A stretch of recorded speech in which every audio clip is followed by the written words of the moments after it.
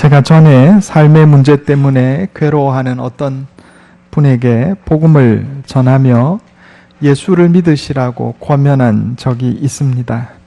그때 그분이 자신은 죄가 너무 많아서 교회 나가기가 내키지 않는다, 이렇게 대답을 하시더라고요. 그래서 제가 누구든지 예수님을 믿으면 그 죄 다 사함을 받고 용서받고 하나님의 자녀가 될 수 있다고 그렇게 복음을 전했습니다. 그럼에도 불구하고 그분은 그저 예수님을 믿기만 하면 죄 용서 받는다는 사실이 참 받아들여지지 않는 것 같더라고요. 세상 사람들은 삶을 살아가면서 대가를 치른다는 것에 잘 적응이 되어 있습니다. 죄를 지었으면 벌을 받는 것이 당연하고 일을 하지 않았으면 굶는 것이 당연하다고 여깁니다. 일도 하지 않았는데 임금을 받는 것, 이 정의롭지 못한 겁니다. 사회적으로 볼 때 정의롭지 못한 거죠. 또 내가 행동하고 살아간 대로 내가 그 대가를 치르는 것이 우리가 살아가야 하는 사회의 일반적인 법칙이다 하는 겁니다. 이 세상의 많은 종교들도 이러한 법칙과 원리에 충실한 교리를 설파합니다. 불교는 우리가 이 세상에 태어나서 여러 가지 고통을 당하는 것은 전생에 본인이 지은 업 때문이다, 이렇게 주장을 합니다. 물론 성경에도 인과의 원리에 대한 가르침이 있습니다. 제가 우리 수요 성경 공부할 때 인과의 원리 여러 번 말씀드렸어요.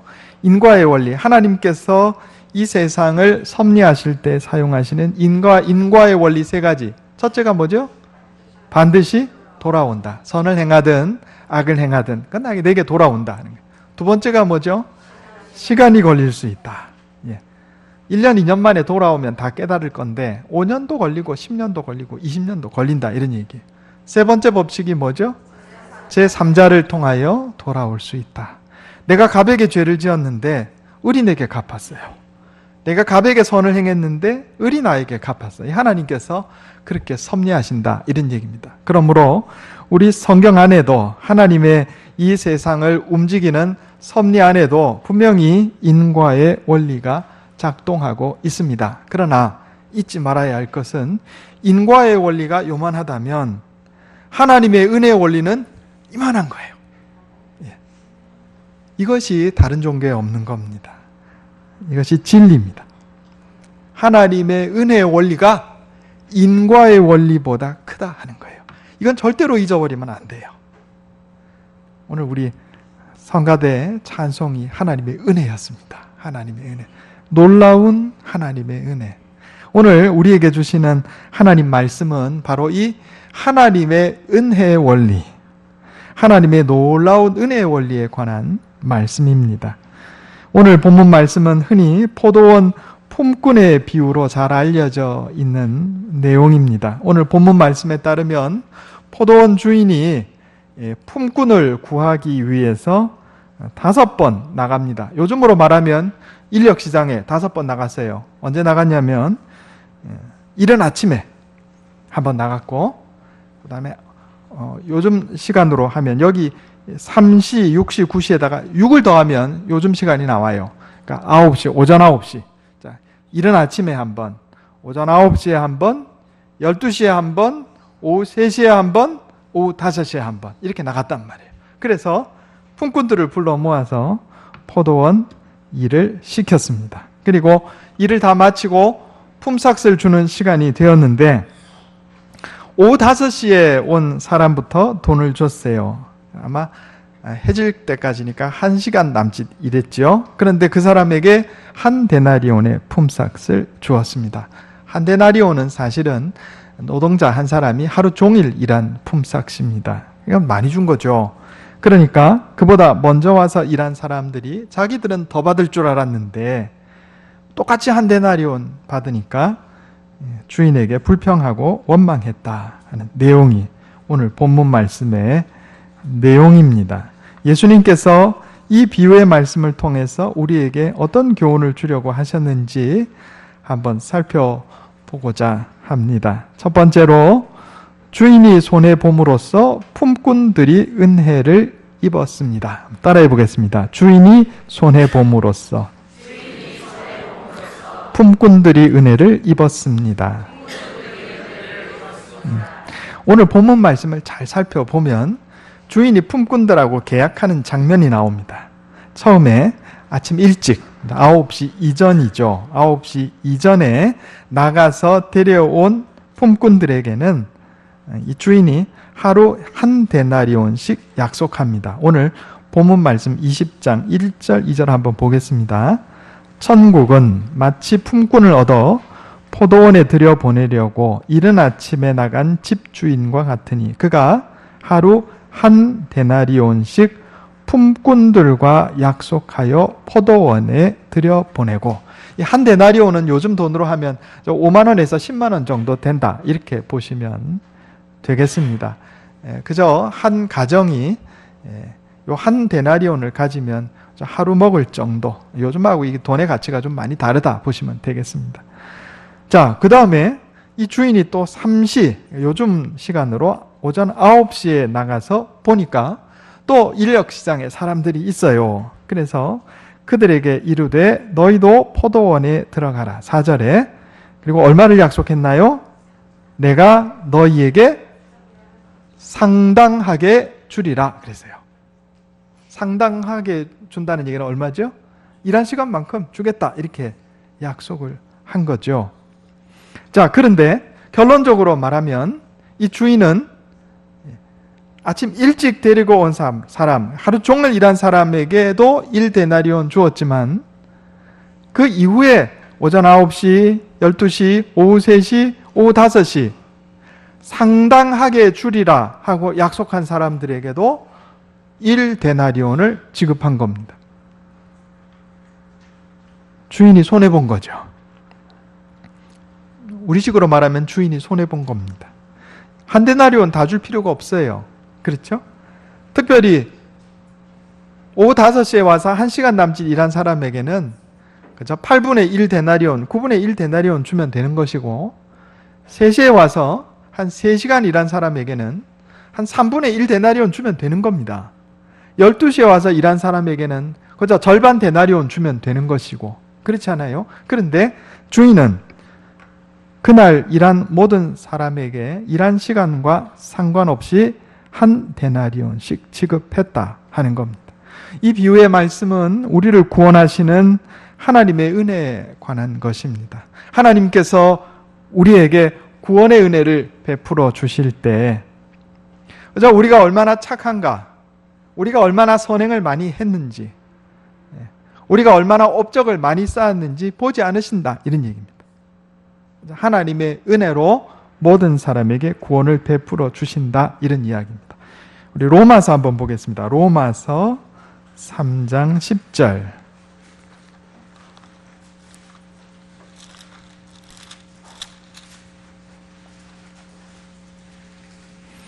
신약 성경 242페이지입니다.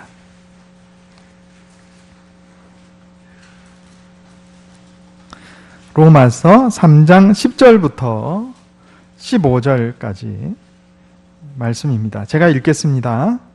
기록된 바 의인은 없나니 하나도 없으며 깨닫는 자도 없고 하나님을 찾는 자도 없고 다 치우쳐 함께 무익하게 되고 선을 행하는 자는 없나니 하나도 없도다. 그들의 목구멍은 열린 무덤이요 그 혀로는 속임을 일삼으며 그 입술에는 독사의 독이 있고 그 입에는 저주와 악독이 가득하고 그 발은 피 흘리는데 빠른지라. 아멘. 이게 우리의 실상이에요. 우리의 생각도 타락해 있고 입에서 나오는 말들은 그저 열린 무덤은 이거 아주 썩은 데가 나는 겁니다. 시신이 부패하는 냄새가 나는 것. 입에서 늘 거짓말과 다른 사람을 상처 주는 말들이 나오고 입에 저주와 악독이 가득하고 행하는 행위마다 선한 것이 없다. 이게 우리의 실상이다, 이렇게 말씀하고 있습니다. 그런데 그럼에도 불구하고 하나님께서 손해보심으로써 우리에게 구원의 은혜를 베풀어 주셨다 하는 겁니다. 하나님이 어떤 손해를 보셨어요? 그 아들 예수 그리스도를 이 땅에 보내셔서 십자가에 달려 죽게 하시기까지 손해를 보셨습니다. 여러분, 우리의 구원은 하나님의 손해로 인한 은혜로 구원을 받은 것입니다. 하나님은 우리를 구원하시기 위해서 손해를 보셨습니다. 우리는 원래 구원받을 만한 일을 한 적이 없어요. 우리는 하나님께 칭찬받을 만한 만큼 일한 적이 없다, 이런 얘기입니다. 우리의 구원은 하나님의 의, 우리가 이것을 하나님의 의라고 합니다. 하나님의 은혜, 하나님의 자비로 말미암아서 가능해졌습니다. 예수 그리스도를 믿는 자는 누구나 하나님의 구원의 은혜를 받아 누리게 되었습니다. 두 번째로, 먼저 온 자들의 불평은 모렴치한 것이었습니다. 한번 따라해 보겠습니다. 먼저 온 자들의 원망과 불평은 모렴치한 것이었습니다. 자, 이 먼저 온 자들, 오후 5시보다 먼저 온 사람들이 주인에 대해서 불평합니다. 뭐라고 불평해요? 여기 오늘 11절, 12절 말씀에 받은 후 집주인을 원망하여 이르되 나중 온 이 사람들은 1시간밖에 일하지 아니하였거늘 그들을 종일 수고하며 더위를 견딘 우리와 같게 하였나이다. 이렇게 주인을 원망했어요. 자, 이들의 잘못은 첫째, 선한 주인을 악하게 본 것입니다. 오늘 15절 말씀에 보면 내가 선함으로 너희가 악하게 보느냐, 이렇게 주인이 얘기합니다. 주인은 선한데 오히려 주인을 악하다고 비난을 하고 있는 거예요. 흔히 이렇게 핏대 높여서 막 부르짖는 사람이 있어요. 하나님이 정말 계시다면 왜 세상을 이렇게 내버려 두시는 거예요? 하나님이 정말 계시다면 세상이 왜 이렇게 악한 것인가? 이렇게 얘기하는 사람이 있어요. 세상의 악함을 비판하고 다른 사람들의 죄를 찾아내지만 정작 나 자신도 죽을 죄인 안에 포함된다는 사실을 깨닫지 못합니다. 성경 한번 더 찾아볼게요. 베드로 후서 3장 8절.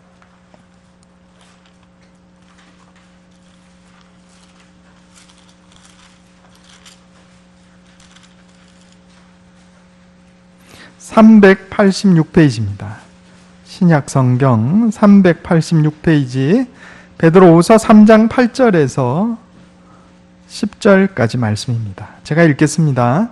사랑하는 자들아, 주께는 하루가 1000년 같고 1000년이 하루 같다는 이 한 가지를 잊지 말라.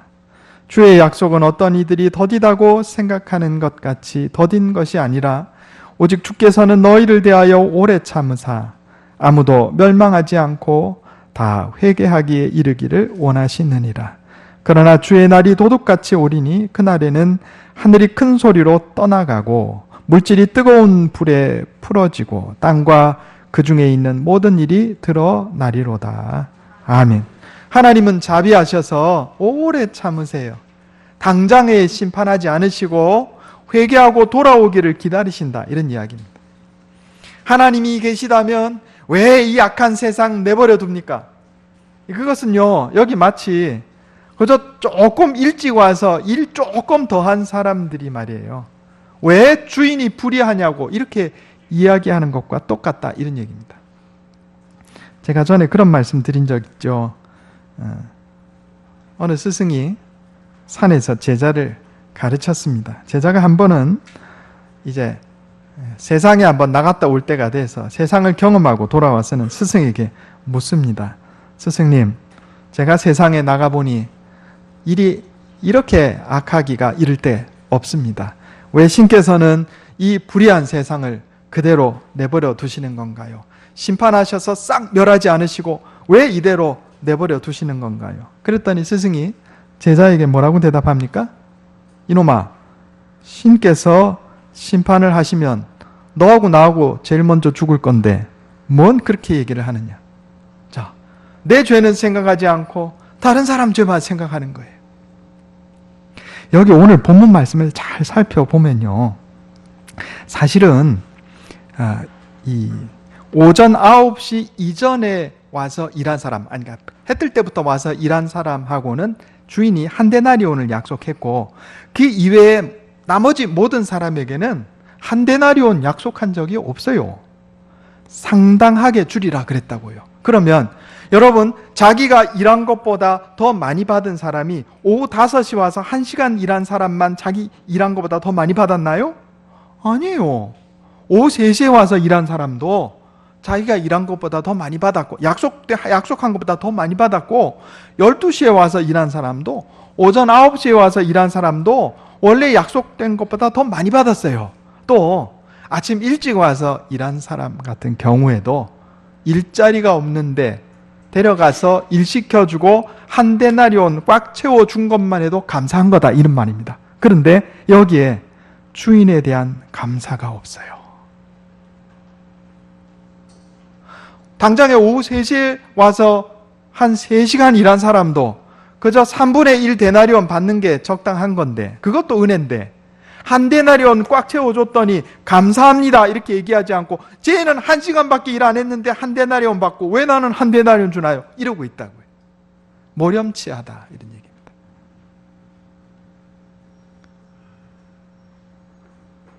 벵겔이라고 하는 신학자는 시기심은 더 많이 갖기를 요구하지 않지만 다른 사람이 자기보다 덜 갖기를 원한다, 이런 이야기를 했습니다. 여러분, 조금 더 일한 것이, 조금 일찍 온 것이 뭔 대단한 것이라고. 그리고 여기 가만히 보면요, 일을 얼마나 많이 했는지, 일의 능률은 얼마나 되었는지, 실제로 일한 양에 대한 것은 전혀 따지지 않습니다, 주인이. 그렇죠? 사실 12시부터 와서 5시까지 일한 사람이 오전 9시부터 와서 일한 사람보다 더 많이 일했을 수도 있잖아요. 요즘에 그 최저임금 때문에 나라가 시끌시끌한데, 최저임금을 올리니까 또 기업 경영하시는 분들 입장에서는 또 너무 어렵고 하니까 뭐 하죠? 점심시간 또 빼버렸어요. 그죠? 일한 시간에서 점심시간 빼버렸어. 그러니까 비슷해졌어. 최저임금 올리기 전이나 후나. 그런데 여기 이 포도원 주인이 그래 안 합니다. 그죠? 요즘은 이게 CCTV까지 달려있고 일 하나 이거 다 보잖아요. 그래 안 하고, 그런 거 저런 거 없이 그저 와서 일했다는 이유만으로 1시간 정도밖에 일 안 했는데도 한 데나리온 채워줬다, 이 말이에요. 그러면 감사하게 생각해야지 왜 주인을 악하게 보냐 말이죠. 여러분, 이것이 사실은 우리의 모습이다 하는 겁니다. 내가 하나님께로부터 받은 은혜는 생각지 아니하고 그저 내가 다른 사람과 나를 자꾸 비교하면서 다른 사람보다 내가 무엇인가 조금 잘한 것이 있다 싶으면 우월감에 사로잡혀서 다른 사람 업신여기고 비판하고, 다른 사람이 뭐 나보다 조금 더 가졌다 싶으면 시기 질투하고, 이게 우리의 모습이다, 이런 이야기입니다. 포도원의 일꾼들 두 번째 잘못은 나중에 와서 포도원 주인의 큰 은혜를 입은 자들을 못마땅하게 생각한 겁니다. 여러분, 사실 오후 5시에 와서 1시간 일한 사람도 놀려고 그랬던 것이 아니고 일을 못 구했던 것 뿐이에요. 한 데나리온 있어야 집에 가면 처자식들 먹여 살릴 수 있단 말입니다. 그러면 자, 1시간 정도 일한 사람 한 데나리온 줬다 해서 그보다 앞서 온 사람들의 임금이 줄어든 게 아닙니다. 오히려 더 많이 받았죠. 그건 주인이 선한 겁니다. 그런데 주인을 악하다고 지금 매도하고 있다, 이런 얘기입니다. 시기 질투는 다른 사람을 죽이는 겁니다. 원망과 불평할 일이 없어요. 여러분, 하나님께서 내게 베풀어 주신 은혜를 세어보시기 바랍니다. 우리 찬송에 그런 게 있잖아요. 내게 주신 복을 세어보아라. 내게 베풀어 주신 하나님의 은혜를 깨닫는 사람은 다른 사람에게도 너그럽고 사랑을 베푸는 사람이 돼요. 그런데 여기 지금 이 조금 일찍 온 이 품꾼들은요, 주인에 대한 감사가 없어요. 주인의 은혜에 대한 깨달음이 없어요. 하나님의 은혜에 대한 깨달음을 깨달음이 없는 배은망덕한 사람은 다른 사람에게 악하고 모진 사람이 됩니다. 이게 서로 연결되어 있어요. 내가 구원받을 수 없는 사람인데도 불구하고 예수 그리스도의 십자가의 은혜로 지옥에 떨어질 수밖에 없는 이 존재를 하나님이 은혜로 구원해 주셨습니다. 하나님의 놀라운 은혜를 깨닫는 사람이라면 다른 사람의 흠이나 부족함이나 죄를 보아도 그를 사랑하고 너그럽게 대하게 되어 있다, 이 말입니다. 그런데 내가 바로 그 하나님의 놀라운 은혜를 깨닫지 못하고 배은망덕한 심령을 가지고 있기 때문에, 선하신 주인을 악하게 보고 있기 때문에 바로 그 마음가짐으로 다른 사람을 비판하고 판단하고 우월감을 가지고 열등감을 가지고 시기질투하고 다른 사람을 죽인다, 이런 얘기입니다. 성경에 보면 이런 내용들이 반복돼서 나타납니다. 예수님의 비유 안에서도. 여러분, 탕자의 비유 아시죠? 자, 작은 아들이 아버지한테 아버지 살아계신데 유산 물려달라 해가지고 가서 방탕하게 썼단 말이에요.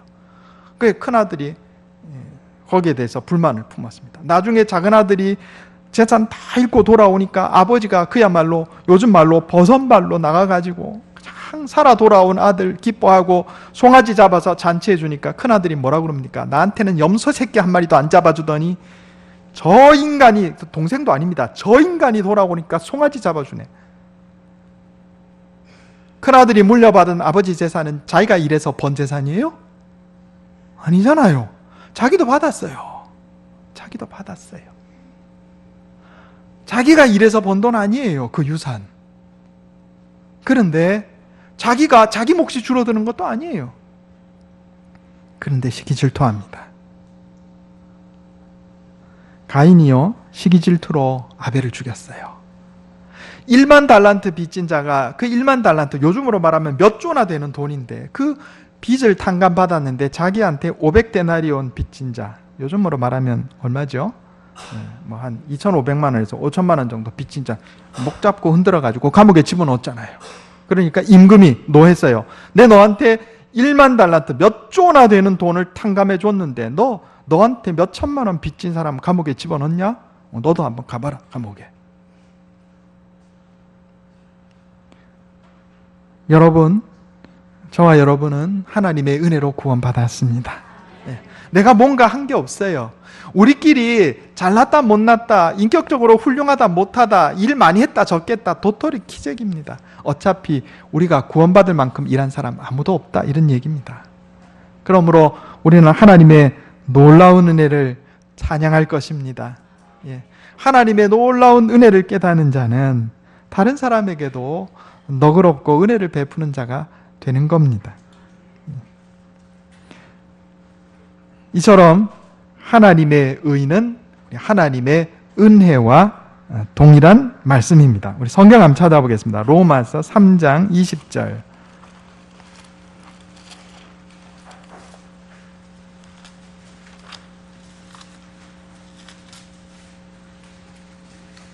(242페이지입니다) 신약성경 242페이지 로마서 3장 20절, 제가 읽겠습니다. 그러므로 율법의 행위로 그의 앞에 의롭다 하심을 얻을 육체가 없나니 율법으로는 죄를 깨달음이니라. 이제는 율법 외에 하나님의 한 의가 나타났으니 율법과 선지자들에게 증거를 받은 것이라. 곧 예수 그리스도를 믿음으로 말미암아 모든 믿는 자에게 미치는 하나님의 의인이 차별이 없느니라. 모든 사람이 죄를 범하였음에 하나님의 영광에 이르지 못하더니 그리스도 예수 안에 있는 속량으로 말미암아 하나님의 은혜로 값없이 의롭다 하심을 얻은 자 되었느니라. 아멘. 성경은 우리에게 두 가지 종류의 의에 대해 교훈합니다. 첫 번째는 사람의 의입니다. 이것은 상대적인 의예요. 내가 그저 다른 사람보다 선한 일을 조금 더 많이 하고 그저 내가 다른 사람들보다 인격적으로 좀 더 낫고, 이거 다 상대적인 의다 하는 겁니다. 물론 이것도 중요합니다. 그러나 상대적인 의로는 구원 얻을 수 없다, 이런 얘기입니다. 우리의 구원은 하나님의 절대적인 의, 하나님의 절대적인 은혜, 같은 얘기예요. 하나님의 의는 하나님의 은혜예요. 하나님의 의는 하나님의 자비예요. 하나님의 의는 예수 십자가의 은혜다, 이런 얘기입니다. 우리의 구원은 오직 하나님의 절대적인 의, 하나님의 자비하심과 하나님의 은혜로 가능한 것입니다. 우리가 추구하는 사람의 의로는 우리는 결코 구원을 성취할 수가 없습니다. 사람의 의로는 자랑할 수도 없다, 이런 얘기입니다. 우리는 우리 자신의 선한 행위와 수행을 통하여 구원받는 것이 아니라 하나님의 절대적인 은혜, 십자가의 보혈로 구원받는 것입니다. 그러므로 자랑할 것이 없습니다. 교만할 것이 없습니다. 내가 하나님의 놀라운 은혜로 구원받았으므로 다른 사람을 판단하고 비판할 것도 없다, 이런 얘기입니다. 나 자신의 의를 의지하지 않고 우리를 불쌍히 여기시는 하나님의 의를 의지합시다.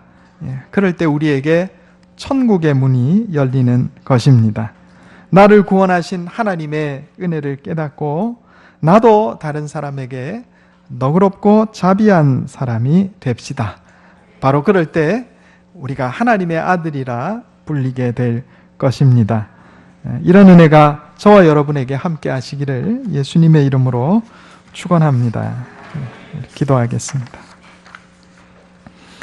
하나님, 우리를 구원하시는 하나님의 놀라운 은혜, 하나님의 의에 대해서 깨닫게 해주시니 감사합니다. 하나님께서 우리를 구원하시기 위해서 예수 그리스도를 이 땅에 보내셔서 십자가에 피 흘려 죽게 하심으로 이루 말할 수 없는 손해를 보신 것을 깨닫게 해주시니 감사합니다. 주인이 손해봄으로 품꾼들이 은혜를 입었던 것처럼 하나님이 손해보심으로 내가 구원받았다는 사실을 깨우쳐 주시니 감사합니다. 그러므로 하나님을 악하게 보거나 원망 불평하는 모렴치한 자들 되지 말게 하시고 하나님의 놀라운 은혜를 깨닫고 찬양하는 자들 되게 해 주시옵소서. 하나님 내게 베풀어 주신 은혜를 깨닫고 나도 다른 사람들에게 자비롭고 너그러운 사람, 사랑과 은혜를 베푸는 사람 되어 살게 하여 주시옵소서. 이것이 내 힘과 능력으로 되지 않음을 고백합니다. 날마다 말씀으로 나를 깨우쳐 주시고 성령으로 인도하여 주시옵소서. 우리 주 예수님의 이름으로 간절히 기도하옵나이다. 아멘.